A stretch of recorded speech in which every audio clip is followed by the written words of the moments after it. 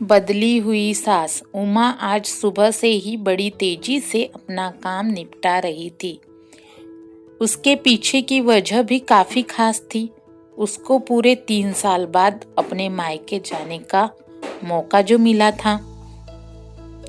काम करते वक्त वह काफी रिलैक्स थी, क्योंकि सासू माँ ने उससे कहा था कि कुछ दिनों तक दीपा, जो कि उसकी ननद थी, नहीं आने वाली है। उसकी यह एक ननद 100 के बराबर थी। उमा शादी करके जब घर आई थी तब दीपा को अपनी बहन की तरह प्यार करती थी, क्योंकि उसे खुद की कोई बहन नहीं थी। लेकिन कुछ ही हफ्तों में ही उसे ये पता चल गया था उसकी ननद किसी जेलर से कम नहीं है।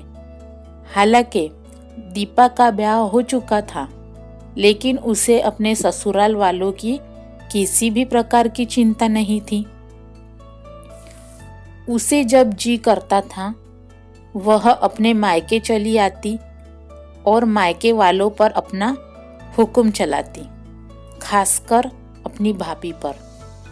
वहीं से डिसाइड करती थी वहां पर क्या खाना पकेगा, कोई घूमने जाएगा कि नहीं, या जाएगा तो कहाँ जाएगा।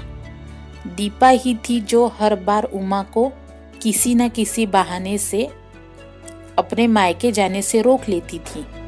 लेकिन आज का दिन कुछ अलग था।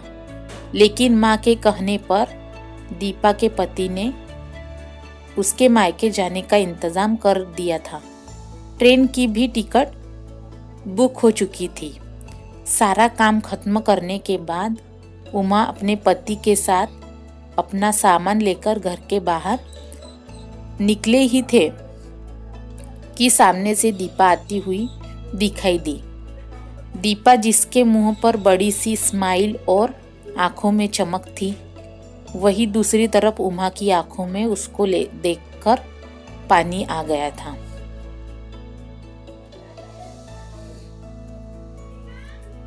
जो बस आंसू के रूप में छलकना बाकी था।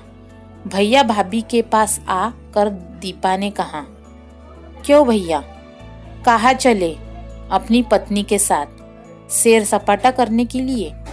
अपनी बहन को भूल गए क्या? दीपा ने कहा, नहीं, सैर सपाटा करने नहीं, तुम्हारी भाभी को रेलवे स्टेशन पे छोड़ने जा रहा। अच्छा, मैं आई और भाभी जाएंगी? क्या आपकी पत्नी को मेरा आना पसंद नहीं है? दीपा ने भाई भाभी को टॉन्ट मारते हुए कहा।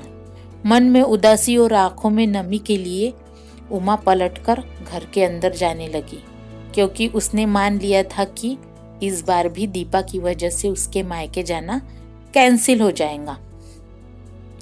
लेकिन तभी सामने से उसकी सास आई और बोली, तुम दोनों अभी तक रेलवे स्टेशन नहीं गए? क्या गाड़ी के पीछे दौड़ते हुए जाओगे? दीपा बीच में टपकते हुए बोली, यह क्या कह रही हो माँ? मैं आई हूँ और आप भाभी को मायके भेज रही हो? क्या अब आपको मैं इतनी खटकने लगी हूँ? माँ ने दीपा को डांटते हुए कहा, तेरा क्या है बेटा?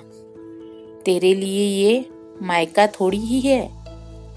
यह तो मेरे लिए एक प्रवास स्थल है, जहाँ तू जब जी चाहे, जब अपने ससुराल में बोरियत महसूस करे, आ जा सकती है।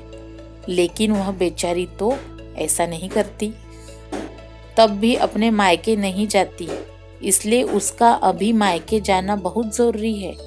मैं तेरे या मेरे या किसी और की वजह से उसका इस बार मायके जाना बिल्कुल रद्द नहीं करूंगी। पहले यह बात